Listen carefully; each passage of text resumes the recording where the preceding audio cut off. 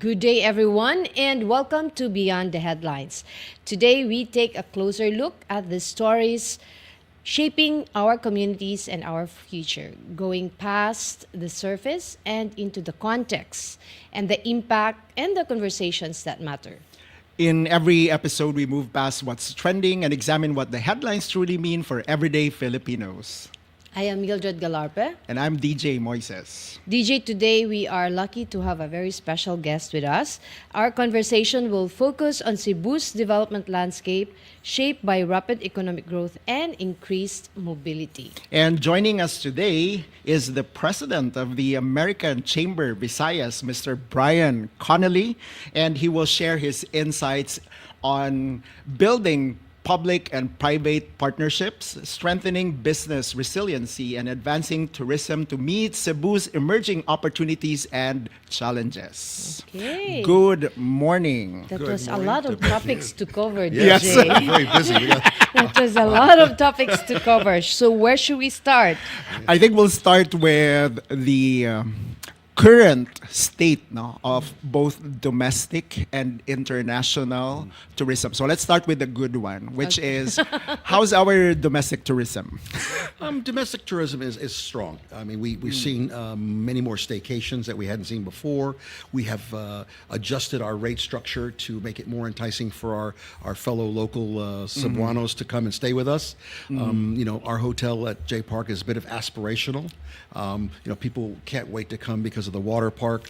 So for us, really to attract the local customers and Cebu in particular, and out of Manila as well, are very important.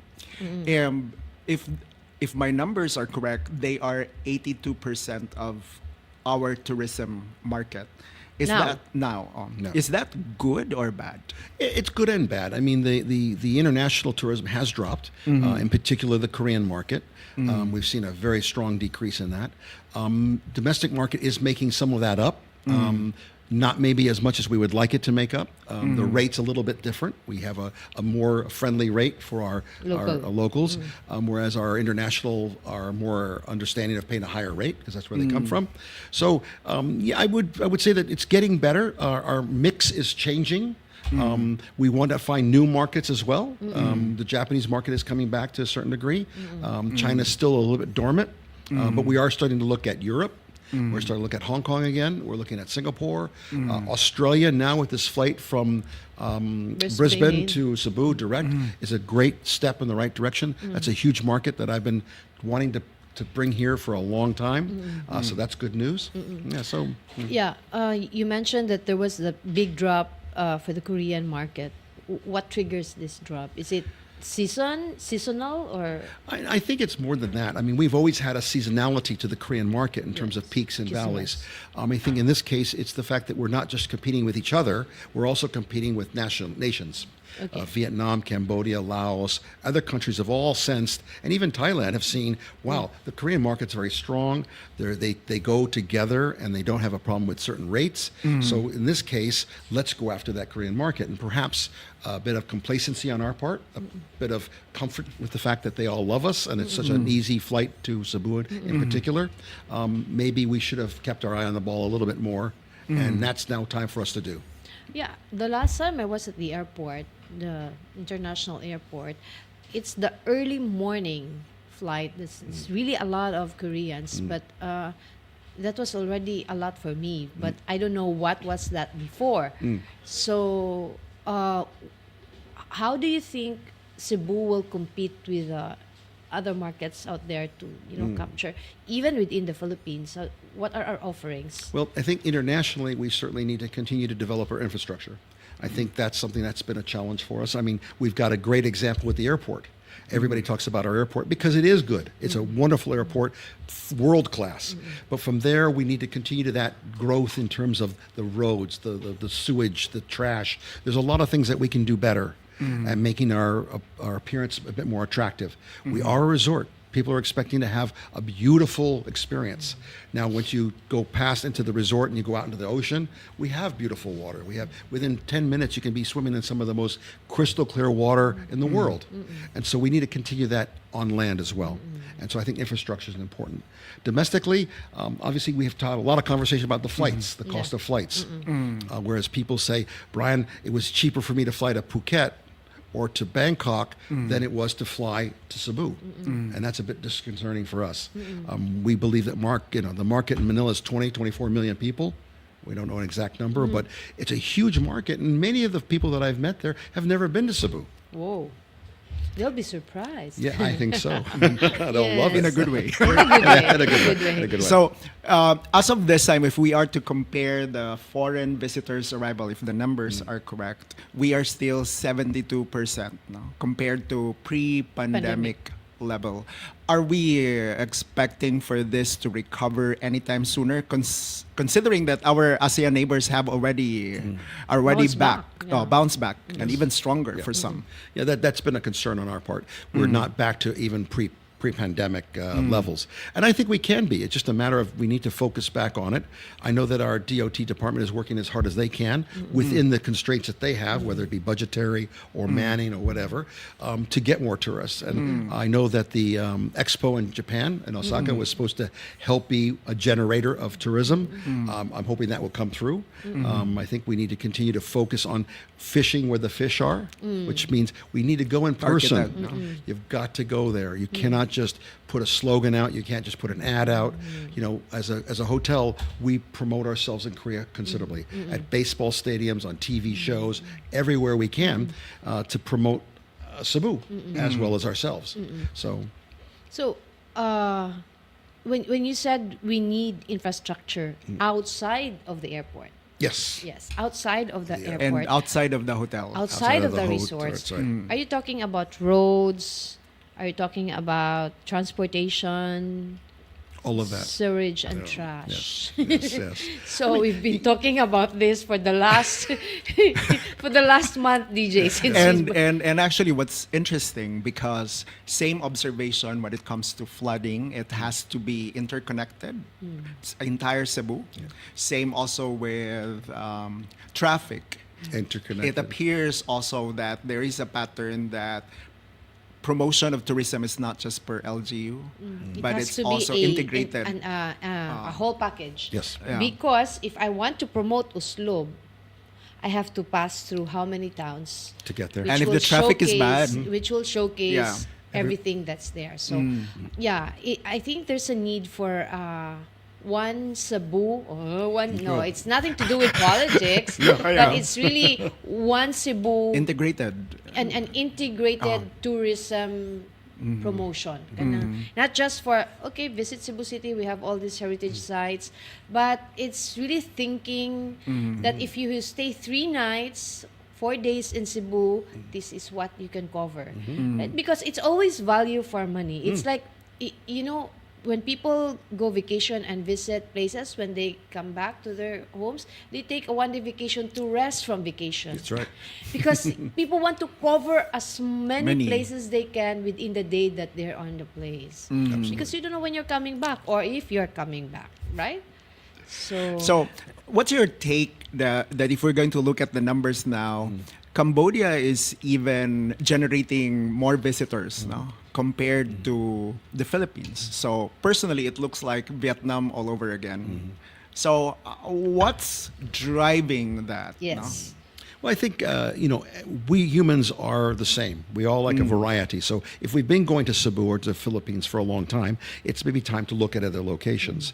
So people are looking at places, and it usually starts with the backpackers. They're the frontliners who go to these places. Yes, they're and the then- word of mouth. Absolutely. And they start to talk about it, and the drum beats get louder and louder. And then suddenly, we get what I call the rich backpackers. Yes. Then you get the singles and couples, and then you get the families. Families. And it happens in every place. The question is, how do you reinvent yourself after you've reached that peak Yeah. with the families? You can't, there's nobody else to go to. Me too. So we need to be able to reinvent ourselves as it's being done in Bali and Phuket and other islands that are having the same challenge. Everybody's moving on to the next new island. So how is Phuket, for example, managing that. Yeah, because Phuket has been There like, for a very long time. I've never been there, but it's like I've Heard about Phuket it, yeah. a lot of time, but it keeps on attracting tourists. So Well, that would be the first thing I would recommend that our officials do is go visit your competitor. Yes. We do that in our Yes, business. We go to it's other restaurants and hotels to see how they're doing. Go see how Bali does it. Go see how Phuket does it. Phuket has always reinvented itself through a variety of different ways. Now they're really focusing on real estate. You'll see there's a lot more branded residences being built. So they're trying to build a base of people to live there to continue the. They also have a lot of things that we could easily copy. You know, and I don't think there's any shame in looking at how Yes. other people are doing things and taking it and adapting it to the way we want to implement it. It doesn't have to be exactly the same. It has to be the Philippine way of taking what they do well and adapting it. And there's a lot of things that we could easily do and help. but it's true. Right now, what I see is we're doing things on an individual initiatives. yeah. If we can like recently, I've noticed there's a hill in Bohol that's been recently Ilihan Hill. So these new sites, if we can put them all together into one brochure, and like it's really more on value for money, that if you come visit Cebu and see the rest of the Philippines, Yes. like something like that. I mean, no matter how bottomless your pocket is, you would may still look have for enough value. finances, but you don't have enough time. That's a good So thing. time That's is a good point. Yeah. Let's look at Vietnam. I think right now they're offering, you could fly to Ho Chi Minh City or Saigon or Hanoi, and you get free flights around the country. They're offering free flights So who's absorbing the cost? because Government. the government is.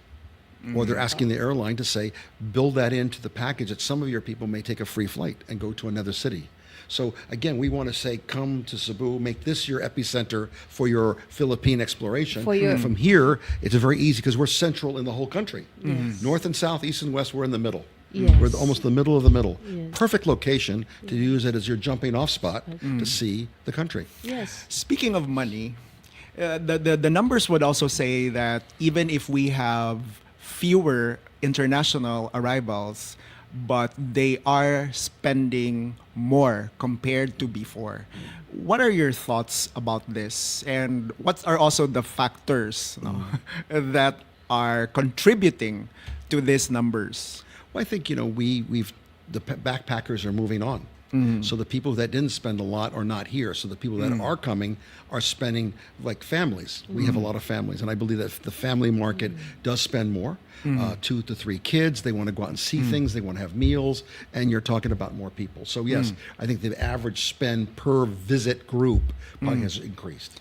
But we need to also have more arrivals to supplement the ones that have left us. Yeah, because I think with the pattern that you just shared a while ago, that backpackers reach backpackers and then eventually the singles and the families, it appears like we are already in the family Yes. How are we phase, going to no? reinvent ourselves? for us to That's attract the attract backpackers visitors. again. Yes. And this time it's not just the families, but now we're bringing the whole gang, Yes. Correct.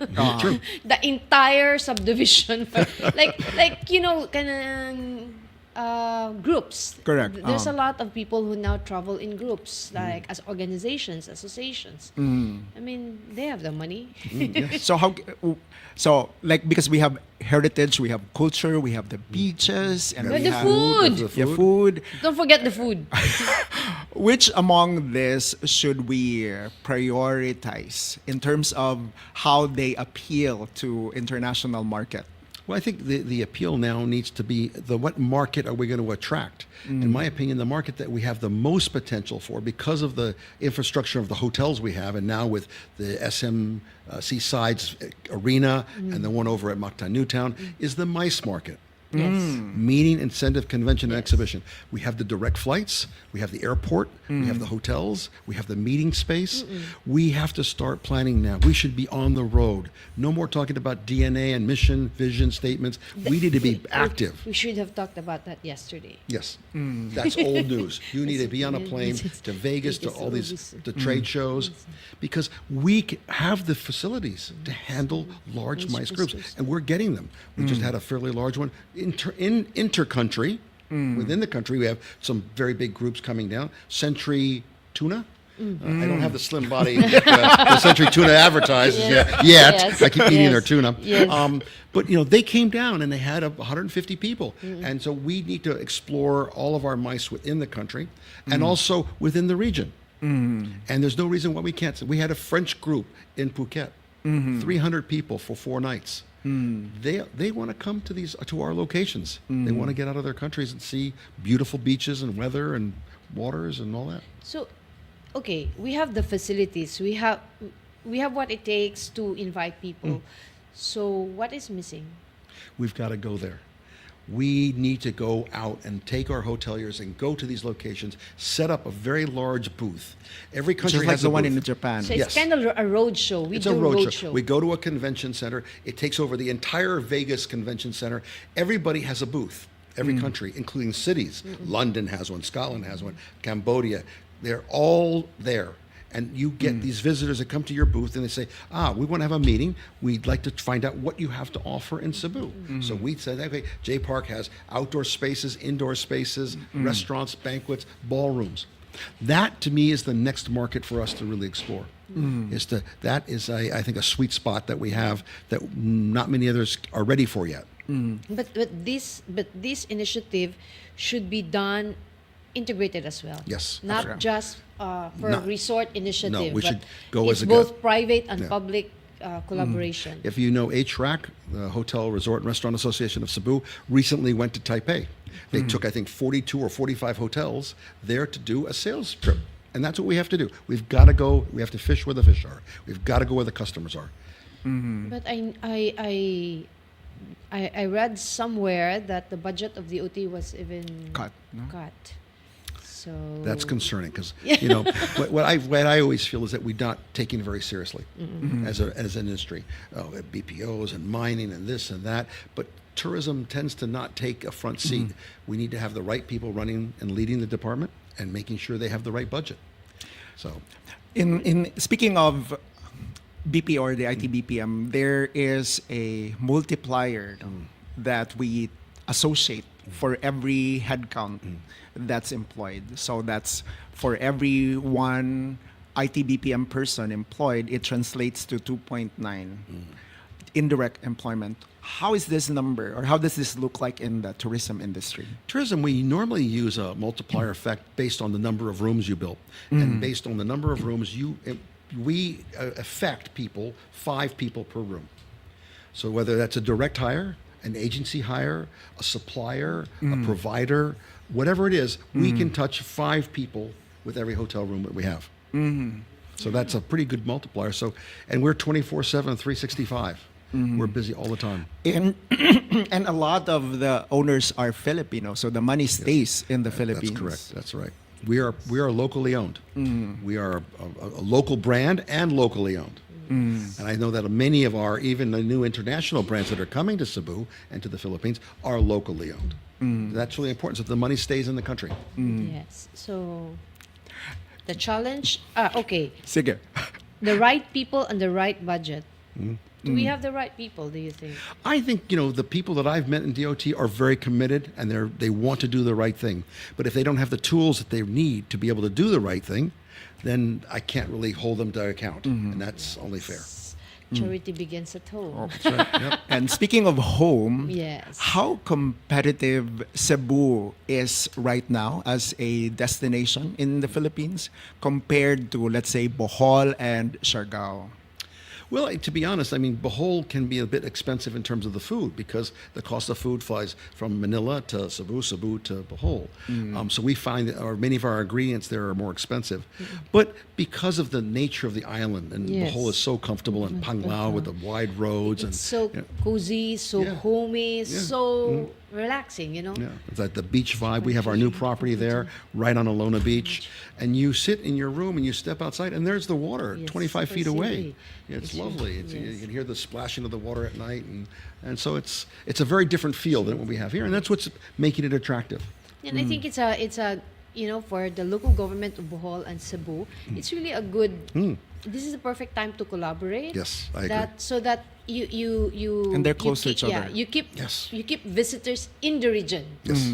That just by visiting Cebu, you have so many things to discover and so many things to do. And in our conversation earlier, I was even surprised that there's already a fast craft that travel from Cebu, Bohol to Siargao Oh, and that's back. new. Yes, That's new because I was surprised when I found out about it. Yes, because what I've heard, there's a Cebu. I'm not sure if it's Bohol or Dumaguete to Siquijor? Dipolog. Dipolog. Okay. Okay. So, yeah, you're true. It's true. We're at the center. We either get connected via air, or by but sea. there's by sea. So very strategic. I just have to ask this because if we look at Bohol and Siargao, it looks like the arrival is it's increasing, while for Cebu it's unfortunately declining. So how can we get back to where we were before? Okay. I would like to follow the pattern mentioned by Brian. Okay. I would like to believe that Siargao now is on the Backpackers and the rich and the rich young. A folks. little richer backpackers are Yes. going. So that's The why hotels there's are still so booming. much noise and more people are coming there. No, without a doubt. It's very exciting. So how can we reinvent ourselves? Well, can I also mention another thing that's very important is safety and security. Recently, we've had a couple of incidences with tourists from Korea and Japan. Oh. And there's been some bad news. And I think that is something That's in that's... Cebu? No, that's the In problem, is that Cebu. people don't realize that it's happening in Manila. Ah. And they think the whole Philippines is Philippines unsafe. Which is Yeah. very dangerous for us. So dangerous. they don't know that it's in a city where we don't know why they were there Yeah. or why they were shot.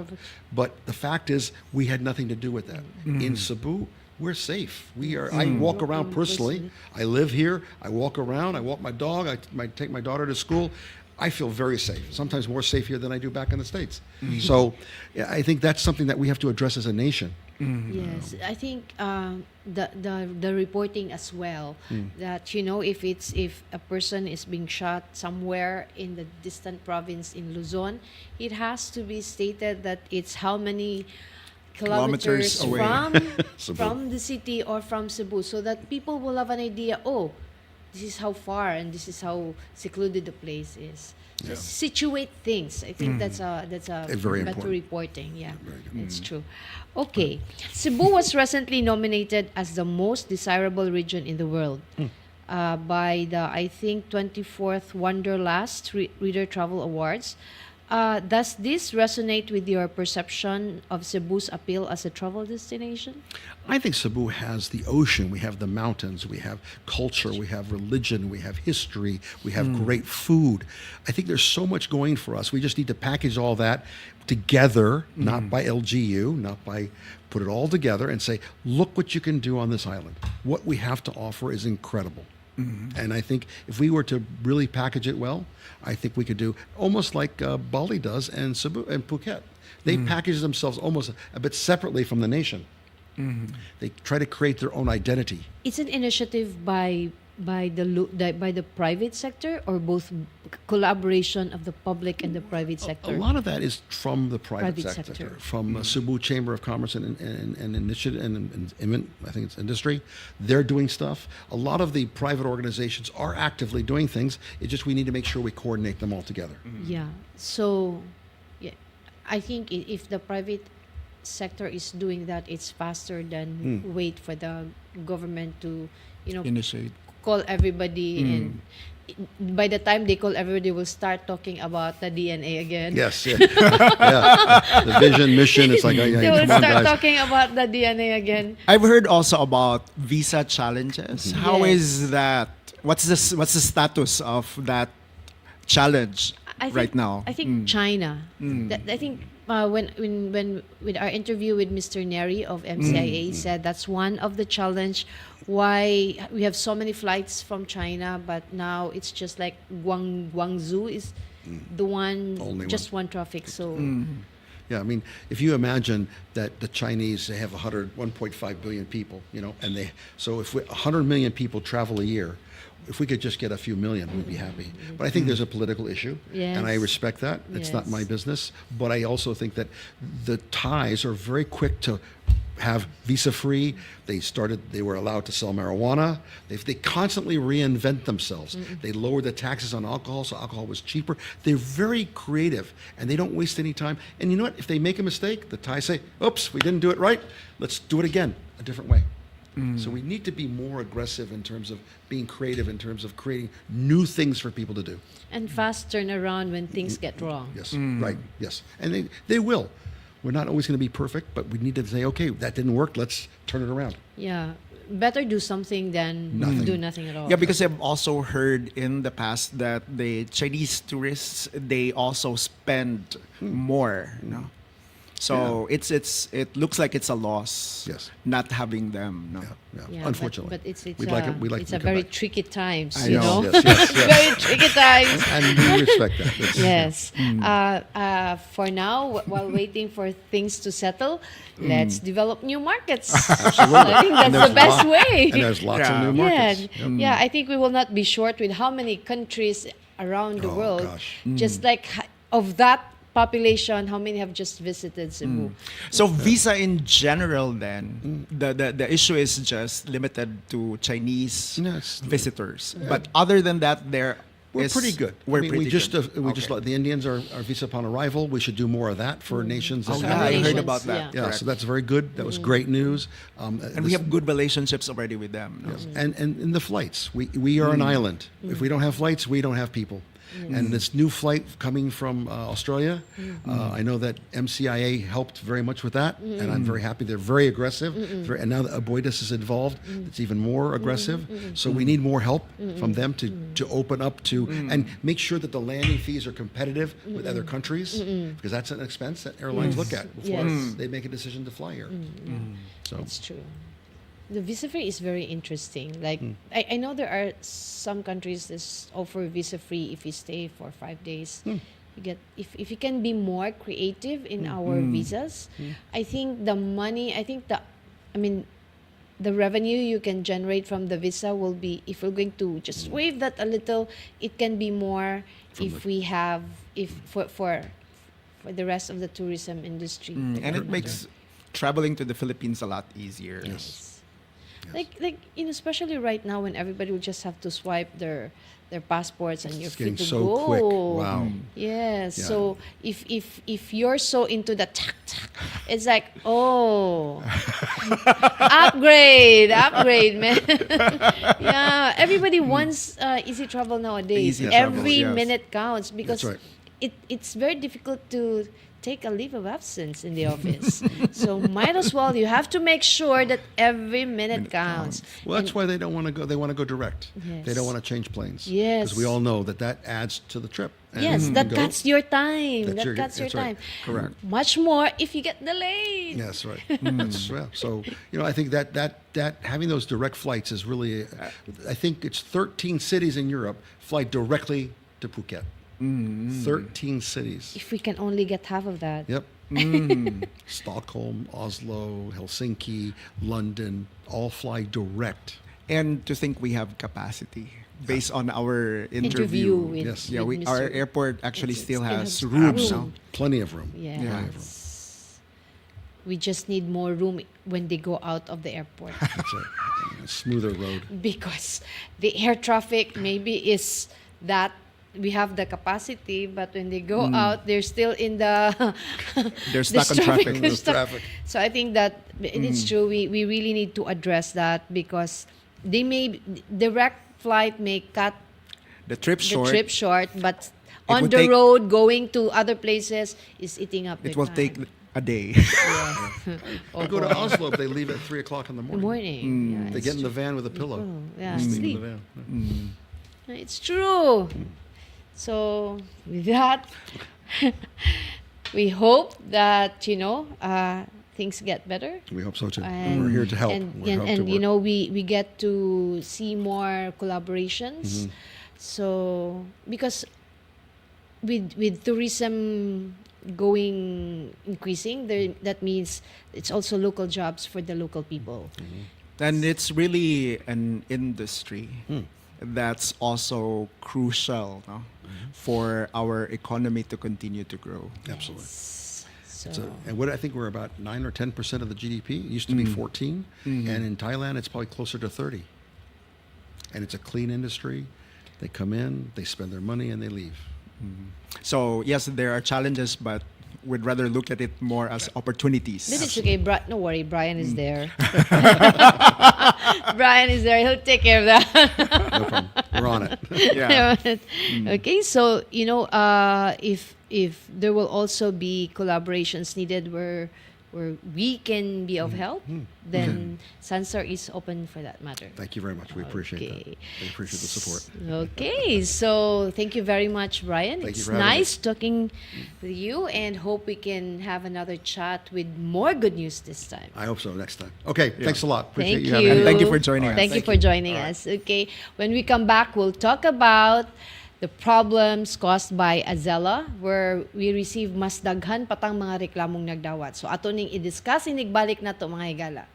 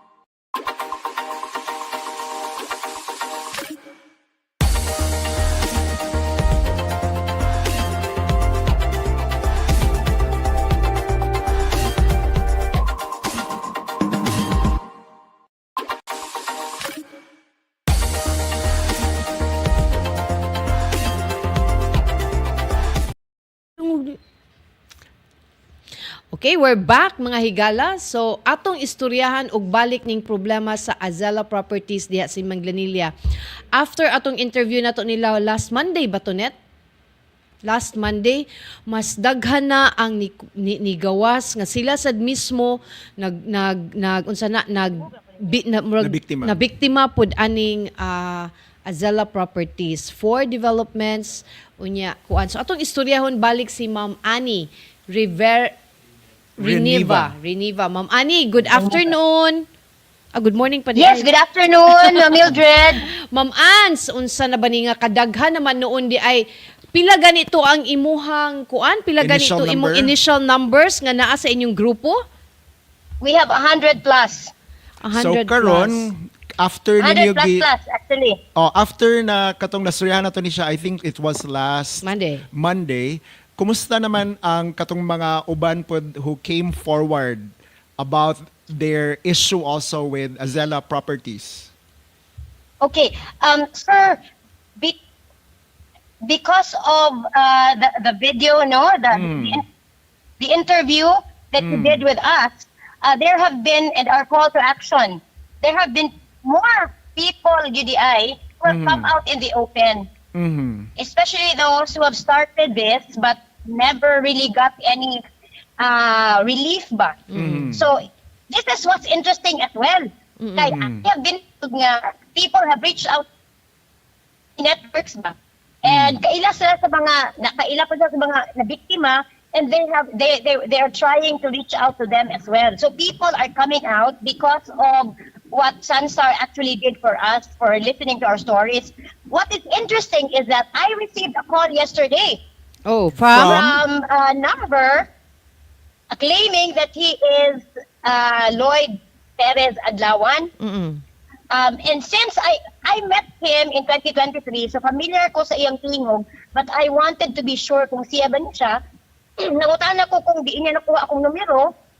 Kunya, because I have also left a number so multiple times that I have gone to their office and requested an audience with him, even after the cancellation that we have submitted already. He allegedly said that wala po siya nadawag nga cancellation, but we have proof and documents with us, physical documents with us for the cancellation that we submitted and duly received by Azela. At the same time, we have also submitted a notarized copy of the demand letter from our lawyers.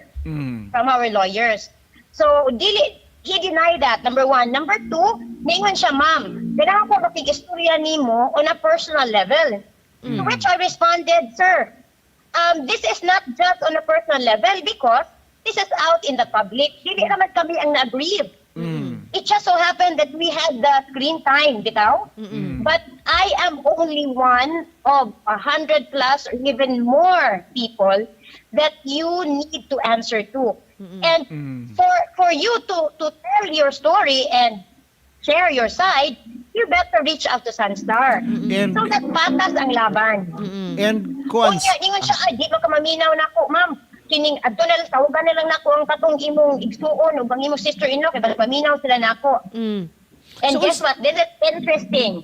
Because, ningon pagid siya nga, kay kung dili, sana, ikihat ka. Ningon ko nga, sir, ganahan ko anak.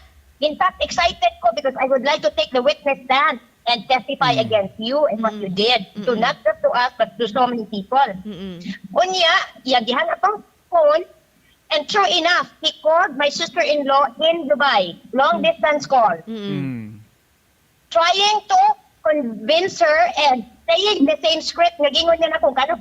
Ginahan ko ma-explain, kabahin sa dance, sa roadworks, sa development dito. The same script he said when I first met him in 2023. And the same script that all other people have heard, all other victims have heard from him. For those who have spoken with him on a personal, on a face-to-face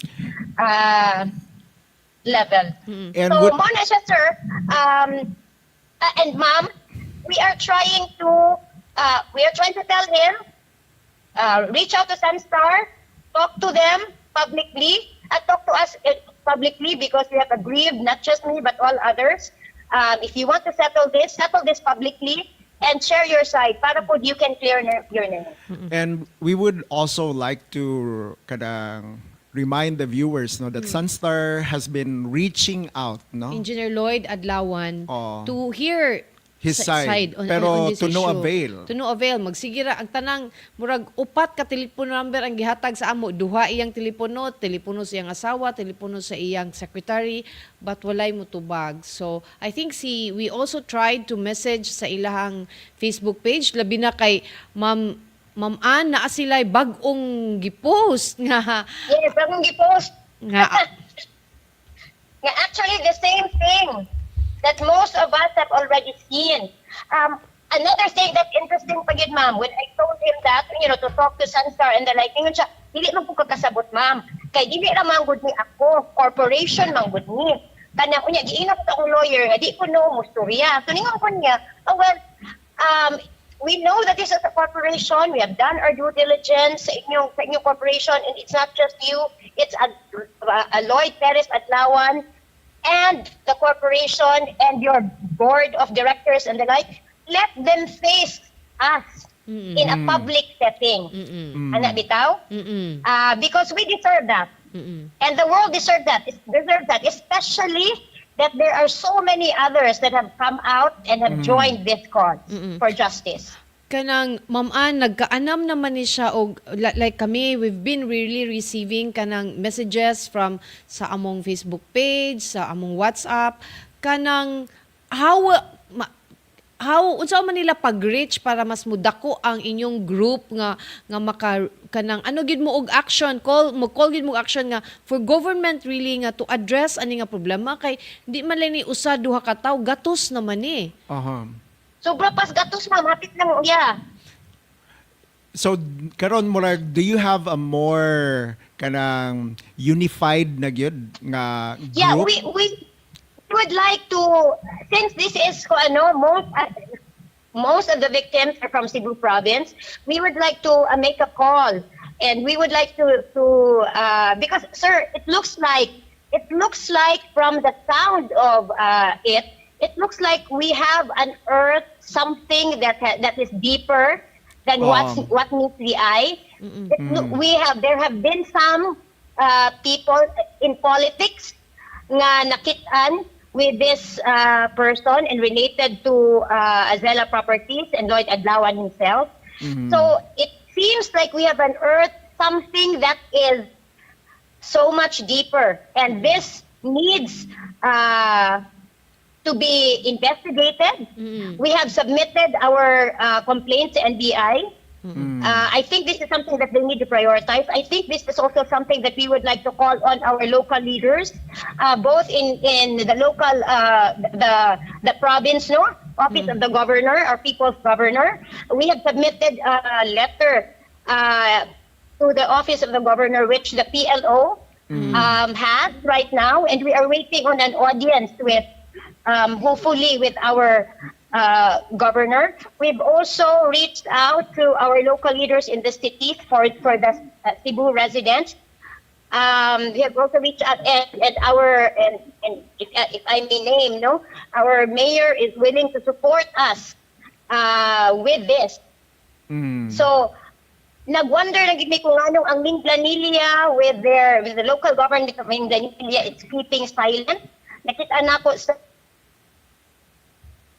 Hello, ma'am. few people have been called out, but there hasn't been any response so far. So this is something that needs to be dug deeper and investigated. And we're looking at our local and national lawmakers to look into this, because there is something underneath this that needs to be unearthed or uncovered. So kana Ma'am Ann, maning kamot sad mi nga kanang maamong ma-interview si Senator Lito Lapid, siya ang chairman sa Committee on Urban Planning and Human Settlement. I think ang kaning mga real Yes, kaning the mga DSUD and HSAC as well. yes, under ni sa iya ha. So hopefully mapadangat ning inyong problema ngadto ni Senator Lapid, and maybe he can take an action on a national level kay duda gyud ko kanang Ma'am Ann o DJ nga di lang ni sa Azalea. Kay naa say laing nagpadana to nga lain sang real estate nga nagdevelop kanang mura siya na open ni Azalea, and I think this is not just in Cebu but this is nationwide happening. Mangilad aning atong mga OFWs, even ang local. Kanang bisan kita local buyers ba, kanang kinahanglan gyud siguro, I think, ang DSUD to be more... It's about time. Yes. It's about time. It's about time to be more watchful and monitoring aning mga real estate developers. And considering ba nga, for this particular case, naagi mga daghang complainants, nanapoy ni sampa og kaso. At the same time, very viable po na when they visit the location, what's published on social media is not exactly ang naa dito. So dali ra gid siya ma-verify. Kay ang naa dito either kanang unsa na kanang perspective, unsay nga na dong kanang plano. So dali ra makitaan. drawing ra day taman di ay. And considering nga katong sila Beth Morales ug sila Annie, they've since 2020 pa biya. So if this is a legit kanang development, by now at least, if you're kanang kung inyong korporasyon, di ba, manubag man gyud ka. So and it's been 5 years, no? So by yun. now supposedly naragid tayo something makitaan. Mo gyud. So Ma'am Ann, amo lang kang i-contact kung or ang imong number na ama ni Kenneth kay para katong uban ganahan nga mo appeal sa inyong grupo para mas mudako ni inyong tingog, magpahibaw minimo ani Ma'am Ann. Yes, sure, Ma'am Mildred, sure. There is strength in numbers. Yes. So we welcome that. Please make kabantag mi nga there are spies around. Naapit tayo mga spy nga among nakitaan nga gi-investigate namo karon. I would like to call on these people. Ayaw i sakripisyo inyong kalab bitaw o inyong kaluwasan. Sa pagdepensa sa mga tao nga sad-an. Magkahiusa ta for the greater good of everyone. We hope that this call sa DSUD, sa HSAC, will reach them and they will give us tangible relief and action to this ba. They will also share their side as to why this has come to be this big na gyud, no? And wala action dayon. At the same time, this is a call publicly. Many people have reached out to me telling me to be careful, to be watchful, and the like, amo ni Ma'am Mildred, frontliners, and the like. Ang akong tubag nun ay Ginoo, wala natulog. Evil will never triumph over good, regardless of kinsay na sa tubangan. So mo gid na Ma'am Ann. So kung adunay mga updates magpahibaw mi ug manawag sad minimo Ma'am Ann. Yes, please. We appreciate that. But for now, daghang salamat sa imong oras ug pagtubag sa among tawag. Daghang kaayong salamat. We owe it to you guys. Okay, sige. Salamat Ma'am Annie. Okay, bye for now. Okay, so mo to si Miss Annie Reniva. Tongue twister jud ko sa apelyido ni Ma'am Annie. So actually kung atong mapakita bitaw net na ay nang message nato na usa ni siya nga I saw the interview for Azela Properties scam gid ang gisulti ha. I am one of the victim. How can I reach out to these people para hiusa ko nila sa akong complaint pod? Gisaad sa aran rajud ko mura pa ko nila og gi-discourage kay kuno ni file ko og refund gamay na lang ako makuha. Kani gud siya no, kani siya nga part ba nga kanang because this is one of the issue that they also presented. nga kanang for example kanang sige kung ikay mo cancel mo na lini mo ko sumupadayon ka nga wa gyud kay nakita didto. Nya siya ug until now mag 1 year na wa gani action sa akong request for refund ug sa diha ni offer ko nga i-cancel akong refund sila na pod kunuhay ang dili cause ni file na daw ang refund ug ni daw og approval nga i-cancel nako but until now wa jud sila makig-communicate wa jud klaro unsa bagyod mao nga mao pod sila mo reach out kanang wal natay kauban nga biktima sad ani kanang use savings baya ni siya kanang madug gabuan gyud ni ambot lang kana bang dili man gud siya kanang These are hard-earned kanang hard-earned money. ba nga kanang imong gi-invest kay nagdamgo ka nagkuan ka nga aduna kay haruhay nga kapuy-an niya. Only nga pila na katuig ug katong imuhang kwarta gisud pa to nimo kuop wa na dako na ka og Correct. return di ba niya. Sus paita ani Plus the oy. emotional stress po that they go through. Ang nagpadatag suwat sa DSUD para ma-interview na to si Attorney Hontilla. Pero among experience ana sa una wa gid na namo na interview si Attorney Hontilla diri pero didto mi siyang opisina. Didto mi nag-interview DJ. Basin pa di ay musugod siya ato siyang atuon para og dili si Attorney Hontilla maybe anybody from DSUD who can explain to us og nganong padayon ni ang issue sa Azela, not just usa ka property but kaning And there's even no inquiry, no, about it as of this time, no? ako ba nganong nakapadayon sila And when mounting ang complaints Complaints. about aniha niya. Pila na katuig wa pay ni usa ka kabilyang nitoy hakaw diha. Pero the good thing lang about this conversation kay isa man to silang mga objective when they came here pag Monday is also to let the public be more aware about this issue so that di na sila mabiktima na sad. So at least mo backtrack na lang. Hopefully wala na bagong mabiktima pa ani. Okay, at dito ra ba sa ilang sa to Facebook page net no kay dili na pwede mo comment. Gitake, ilang enable, disable ang ilahang comment section. So, muna siya ang kanang ang kung I don't know kung kinsa nga government agency kay mo lagi na ang kanang DSUD karon it used to be HLURB. That's just one unit. But karon from HLURB ilang gibungkag duha na mo na nang katong HSAC ug ang kaning DSUD ang claim sa DSUD monitoring ko ni sila ang karing usa adto ka mo file og kaso didto so naaday separate nga even that part dili klaro sa mga tao so asa ka mo adto pareho gyapon na sa kanang mga condo owners bitaw nga pre-selling na no so ana na after so many long gyud napurna ng building pero wala ba ni lapse na bitaw ang time nga dapat i-turn over in ana. So even kani siya na ni siya yung mga corresponding penalties sa developer Supposedly. pero nganong wala man ni, di ba? Nganong wala man ni pagpamaligya ba nila aduna ba sila kay usa ba ang mga requirements kuno kinahanglan na kay proof of ownership or authority to sell the property, na kay development plans kung subdivision or condominium, engineering, financial and marketing documents. Murag naara siguro sila yung marketing documents na as IFB. Kay paspas man sila dito sa Facebook. But kanilang siya ang And I would go for katong sa DSUD man to ang monitoring, no? So their part is crucial because nabantayan na unta ni siya nga wala gyud nahitabo sa property development ug nganong based on the nagpadayon, dates yes. no that they committed. Nya nganong nagpadayon pa siya. Padayon siya. Yan nanay So and I think that's a good point because if you look at it, wa gay nila na deliver pa ang katong deliverable na maligya pa gid sila. Balik. Correct. So we're not even sure nga ang katong nahali, katong gibayra nagsugod may walang ta. This is ato lang ning panansya.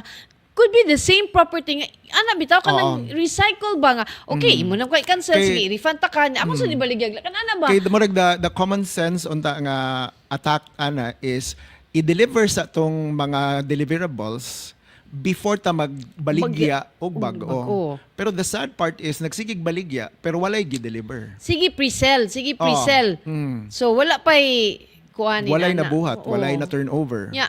Kwarta na to. Correct. Ilan na tong kapital kanang inana ba kanang kaguol ba sa danoy nga mugamit ka sa laing taong kwarta para ikapital nimo sa imong negosyo murag hapak ba so and for this one what's even worse is because nothing is happening here. yes okay ra unta og Ginoo nagpreselling ko diri nya okay kanang unsa na ako ning i-open og lain kay para ang kani akong ana ba pero nothing wa man yun imong nakita nga tunit murag gi-bulldoze murag gipatag lang nga wa pagita kay bawg sa gitong yutaa dito kanang ang ako lang yun ang for DSUD nga daghan na ni reklamo. Agree. Kanang nganong wala may aksyon, unsa may dapat buhaton sa gatos kapin nga mga buyers para maundang makuhaan sana siya og kanang lisensya or permit or whatever to sell until ma-settle ang problem. Agree. Dili kay magsige gyapon Create siya og bagong problem. problems. More and more people ang More and more people. So, I think you really need to take action ani kay puro man og kanang dili man siya excuse nga monitoring raman mi bisag kay baw na ka nga inana kanang unsa man gyud. I mean, we are talking of kinabuhi sa mga tao kanang gyud ang sakit gyud kanang hard-earned money kita kaato ni Ma'am Beth nga ang iyang pain ba nga balik-balik na siya, naningkamot siya nga malusot na kay siya man ang masumbatan sa iyang, ang relationship niya sa iyang sister, kanang murag gamayng bikil bitaw, kung mag-away, kung nasa gamayng bikil, ikaw man good, ikaw may namugos, kana bitaw, kana nga feeling bitaw, DJ, nga inanaon Feeling ka. responsible. Yes, when dili ka responsible ana nga problem. Supposedly. I think si Ma'am Beth ni pahibaw sa nato nga gitawgan sad siya of a number who introduced himself as kanang engineer adlawan. Actually, it might be good to compare the numbers of the two, no? Kay nanawag man ta sa upat ka numbers, But hinumdumi Oo. karon they can use multiple lines. pero register na ba ya? So kung nanawag ka, naka-register gyud ka imong SIM. But I think that's quite... There's a workaround. Ang ako na ko is, I think, murag malink na to. Sige, ato na atong tanawon kung Ma'am the number Beth, that they called. Si Ma'am Beth o si Ma'am Annie, katong mga numbers nga nanawag Correct. ato tong ihatag to diri namo, ipasa to diri namo kay tabangan atong tawag, verify og mao Maubag bagid yun ni. to, yes. Oo, atong Okay, the i-link. straight, and I think what would establish it a little bit more is if we call those numbers and dili mo respond. So murag it's weird nga that same number is Nanawag, calling them. but di ug tawagan di mo Di mo tubag. tubag. Okay. Then that's Di another man good mo kwan. friends mo nang di ka tubagon. Di ka friends mo nang di ka tubagon. So mao ni ang problema sa kaning Azela Properties diha sa Minglanilla nga ubay-ubay na in town ang mga nigawas pagkadungog nila sa interview nila ni Miss Annie kanang daghan dito sa comment section maka-feel good in town ka Correct. sa kana bang feeling bitaw of hopelessness kay ikaw bay magbalik-balik dito nga wa kay makit-ang mutubag nimo wa kay mao unsa man gyud ang padulngan ani nya ikaw magduha-duha ka og undam sa imong bayad kay ma-default unya noon ka nya dili na noon maimo ang property kana ba kanang sigig sud. And for those who are yet to come forward ba, kanang it's best that you also join this group. Kay makita man nato karon nga the more people are also discussing this, they are going through exactly the same thing. Yeah, I think makapaluag bitaw nas atong dughan nga kanang shared mo ang inyong giagian. You're not alone. Yes, you're not alone. Saktong giingon ni Ma'am Ani, in numbers there is strength. So mas dako inyong tingog, mas madunggan mo. Dili lang I think ang among microphone ni DJ di pa enough. Kung kinahanglan na gyud tay trumpa, ang inyong gidaganon will now be kanang trumpa para madunggan sa mga hingtungdan nga mga ahensya ug mga opisina sa gobyerno, especially for the local government of Minglanilla. We hope nga si Mayor Rajiv can find time to check aning I know di siya kanang kay private maguni wa siya ilabot ani but kanang This is his di constituent. na manggod sa iyahang lungsod. So, I don't know, maybe makapangutan na tam ni Major Rajiv ani. So, kani mga higala, padayon ni natong sundan ning problema sa mga buyers sa Azela Properties nga in town karon pila na katuig, wa gyud kalambuan mo lagi ni usa ka kabilya wa kay makita nga uy mo ni akong property dinhi wa gyud. So atong agencies na nawagan ta sa disod na hopefully you can take action on this problem. Okay, sa tabahin tagline channel. Okay. Kay Sige. kanang katong mga bag-ong ni tune in no nga nagsugod mig sayo kay among bisita kanang si Brian Connely. Social kay na Brian Connely. He's the president of the American Chamber in Visayas. Kanang nito to atong discussion kay daghan bayang mga tao na buhi sa turismo. Diba? These are the small kanang nasa mga nasa nagyud sa community kanang either na ma-join sila sa services Or sa food o industry, o transportation. Kay nabi sa kanang kuan nga drive lang sa kanang Shuttle, shuttle within yes. adto ka sa kanang J Park dako baya mo adto sad ka sa kanang usa pa nay laing resort dagko belay lang properties kapuyon taglakaw maluthan atong tiil so nagid sila shuttle within no so kana siya mga higala nindot to atong discussion hinaot nga pwede to ninyo madunggan pagbalik inig human sa atong live karon nga i-promote pud na atang i-promote pud na ni Kenneth Dwight Torres ang atong bida-bida diri sa Sunstar. Anyway, balik ta ni General Torre Okay. kay pag sa since Monday man to net no or Tuesday na hibaw-an. Monday ang order pero Tuesday gipahibaw ang iyahang Pagka-relieve. So mas daghan ang pangutana ni gawas kaysa tubag. Number one, if the president was really iya mong desisyon na. Correct. Iya man tong desisyon nga itangtang siya so dako gid ang value ang gibug-aton sa rason nganong irelibo siya which is ang na-cite nato earlier is atong Katong nakita sa switching. katong sa reshuffling the revamp sa within sa PNP nga wala ni agi sa Sa Napolcom Napolcom. ug sa kanang DILG. sa Office of the President and sa DILG. Yeah. Now, kung dako kay na siya kay mukos siya siguro og kanang kagubot within the organization which is really very difficult kung ang organisasyon na mismo ang gubot. So kinsa na may magman sa atong peace and order. But mas daghan mang pangutanang ni gawas. Number one, kung dako gito nga sayop, why walay kasong gifile?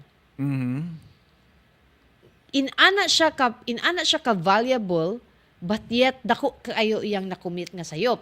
And so is also the silence about the exact circumstance that brought to that decision. Nganong dili man transparent ug isulti gyud unsa ang reason.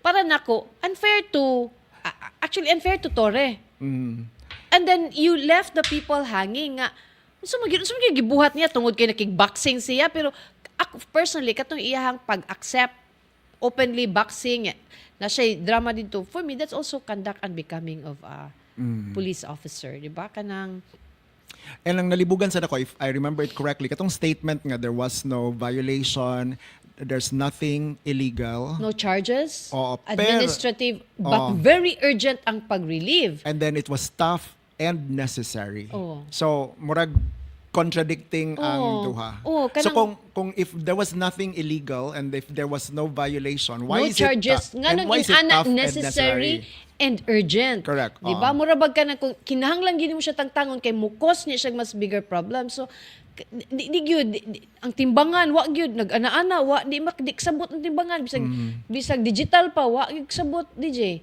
And kanang the other thing po that I've also read yesterday was wala siya, he accepted the order, pero si Secretary Remulla could not even reach him on his phone. Ngano? He just accepted it, no? Pero Pero unsa pag-accept personal nga gi-receive then Oo. I close the door I will and not then talk to you. pero but based on Secretary Remulla's statement, he could not also reach him, no? Kanang in terms of kanang talking about it ba. Kinsa man sugod ganan makig-story nga effective immediately. Natug ka pagkagabi kaugma inana na lang imong And then katupong kagahapon, di ba, they said nga they're looking at the possibility for him to be appointed. Pero unsa man siya i-appoint siya while active service siya kay naara ba sa na nga for Nartates nga mahimo siya I think nga full-fledged na PNP chief kinahanglan siya i-promote. Kay si Torre 4-star man. And per policy, there should only be one 4-star police general. Kay siya man ang high-ranking Correct. kuan. So unsa man na nga naapa man siya. And then katumo to going back to katong they're looking at moving him. Pero in today's statement, Torre also said that he will be taking a leave of absence as he needed some time off. So, ano appointment or time Di off? mo rest ako kay akong appointment mas labad ug kay anti-corruption. They think they're eyeing making him anti-corruption. Labad kay ang anti-corruption with all the lifestyle checks. President Bongbong Marcos ordered a lifestyle check to all government officials starting sa DPWH. Okay. So, daghan na kay ta. But sa Cebu, asa man ta magsugod sa atong lifestyle check? Kat kita ka atong sa Reddit ko no nga naay mga kung ganahan ka og lifestyle check tan-awa ko no ang behavior sa mga anak sa mga in government. And you will see sa to from London to Paris to Rome kanay na. Wa basig dato gid sila daan. Diba? But I think bisan siguro og dato tadaan kung nata sa gobyerno dili lang pud siguro ta mo pakita og sobra nga kanang lavish or inana kay And mura man gud na highlight na noon ang inequality. Kay murag these lifestyles are so lavish, while at the same time there are also those who are also in extreme poverty state, no? So murag klaro na noon kayo ang contrast. So I would agree, no, nga to have unang gitawag na sila og crazy rich Asians. Okay rin itong rich Asians, pero ang kanang crazy. Diba? So I think kani siya delicadeza, I think. yes, is, no? for mo agree ta aning mga lifestyle checks. Angay sa gini siyang buhaton. Dapat unta kada new government inig assume og gobyerno na before and after ba pag sudi mo gobyerno mo ni imong lifestyle, mo ni imong net income, paggawas nimo mo ni imong net income kinahanglan transparent ipagawas gid na naman ta na sa statement of assets and liabilities sa una sayon ra kay nakuhaon DJ karon di nakakakuha DJ oy. Yeah, part of transparency man anong dili man nato ipakita kay mahadlok naay kuan nga magamit para sa kanang politika or what. But if you're not hiding anything sa imong income, what's there to be afraid of? And this is just for me lang, no? Kaya I'm not an expert, but they can look at it manggod with their income generation capability. So maybe their government service, their personal business. So makita naman more or less how much they are earning kay they are paying taxes man. Yes. So that means this can be traced. Yes. The fact yun, DJ, But- nga every year, mo submit na silang statement of assets and liabilities. Ang problema lang ron, kay for ordinary citizens like us, it's very difficult to request that with the Office of the Ombudsman. When in fact, ang Office of the Ombudsman unta, dali ra untang muhatag ani because these are public documents. They have 10 days to address these Pero ang point na things. ko lang income kanang generation capability niya. Let's look at their fleet of cars. Malit og matchbox. Correct. That in itself is already like question mark. Di ka kinahanglan mahimong Correct. auditor sa Commission on Audit to find out nga there's off sa ilang doble lifestyle. per brand. Oh, there's an kuan sa ilang lifestyle ug sa ilang Mora nilang income. sweldo, no? I hope na sila yung mall, no? Siguro para to justify this Na fleet. sila isla. Oh. Anyway, pero kana siya ang pag-monitor sa atong lifestyle check, dili lang pud na siya kay walay mo sumbong ana, why ebidensya asa ba pud na mulihok ng ombudsman ug ang other government agencies. So kita mismo ang kaning drive, kaning campaign against corruption, this is the job of everybody. Okay. Kay ato ng buhis. And the other thing po is, even if kanang sa katong mga tao na indirectly ni benefit ana, Yes. I hope they would still, ako na lang pangagpas, no? Admit to themselves that they are part of the system. Kaya usahay man gud when we look at corruption, ikaw. How about ako? No? Ikaw So- nakaibaw ka pero wa kay gibuhat. So what that leaves you, so ni tolerate ka. So you're equally liable. Nya, parehana o nga ug mo palag ko, makuman sa initan, mawa ko sa kontrabaho. Then part of the system. Yes. And ako na lang is admit that to yourself, no? That I'm part of it rather than just Ignore it.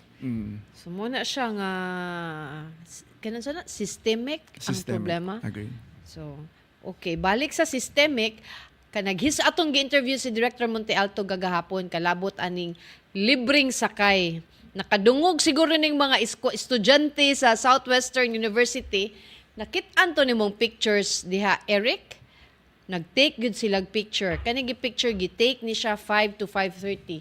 Daghan kaayong mga estudyante gikan sa Southwestern ang gawas, wa kasakay. Pero adunay libreng sakay sa bus nga na libreng sakay, nagpark somewhere, wa nagpasakay. Wow. So bag-o pa lang gani ni sulti si Director Monte Alto nga wa na settle na nato pero And night GPS that would Oo. tell them if it's moving not. and where it's stopping. So, na-share to ni Monet ang photos. Pwede na to itong mapakita ka ng Sir Eric nga ang katong mga estudyante o katong bus ba nga nag-stay put lang. So, atong before, while waiting sa atong kanang photos manggawas, ato sa ning impang-greet ng mga nananaw nato si Cynthia Takatani, si Jeneline Calud Abrea, si Judilyn Tagalog Lapitahe, si Arthur Glynn sinining mas maayo siguro inyong isulti og asa mo nagtan-aw para mag-greet mo na mugtarong gikan ba mo sa Saudi, gikan na ba mo sa Mambaling, na ba mo diri gawa sa Sunstar. So si Grand Tours Hinunangan sa Litim, si Hinunangan, no? Then si Hunay Palgan, si Elmar Makiling, and then kinsa pa ni? Si Patron Verga Grande, pwede ra kuno na arigluhon for 5 million. Unsay arigluhon, Sir Patron, for 5 million?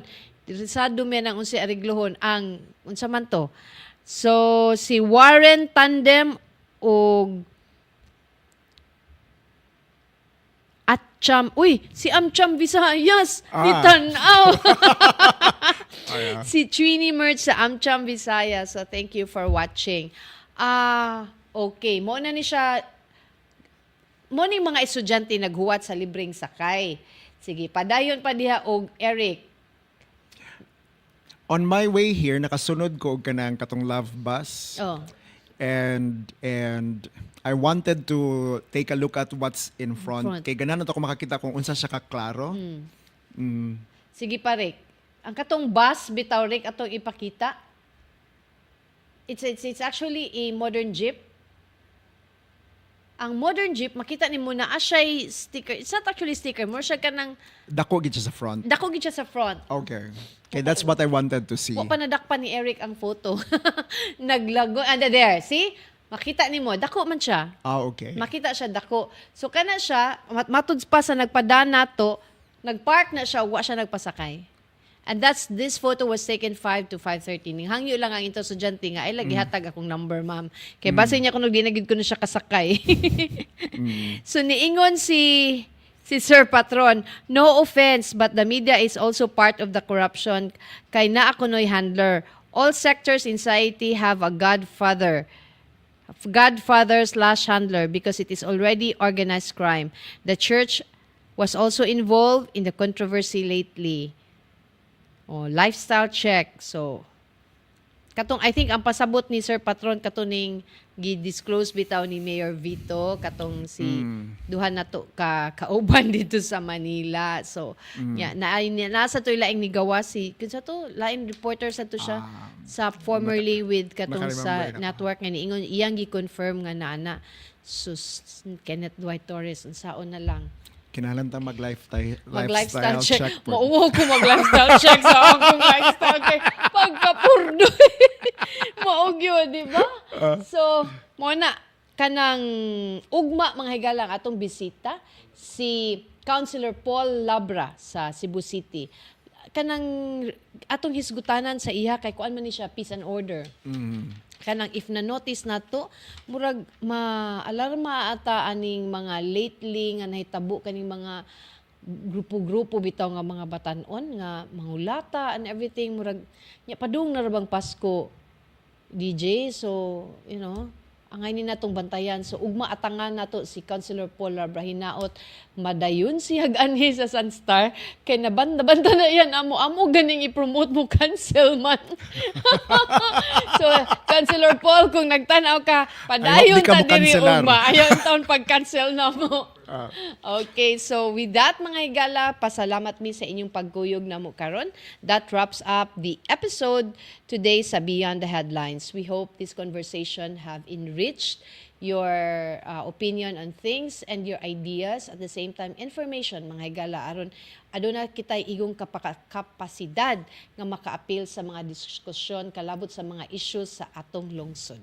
And once again, we would also like to thank Mr. Brian Connely, the president of American Chamber Visayas, for joining us live here at the studio. Gikan sa gikan sa Mactan. Ningan higit siya sa atong sa atong studio. Before ta man namilit si Sir Patron ang nagipahabol nga pagpangutana, asa man to si the intruder ma'am? Kanang nagskwela manggod si nagskwela to si Ike Durano nya kanang sa iyang thesis and everything wa pa kabalik, pero ayaw kaguol Sir Patron amo siyang pahibawon nga nangita na kaniya og angay na siyang mugbalik sa iyahang tingog dinhi sa Sunstar. So with that, daghan kayong salamat sa inyong pagkuyog kanamo karong hapuna. I am Mildred Galarpe. And I'm DJ Moises. Good Thank day. you. Good afternoon.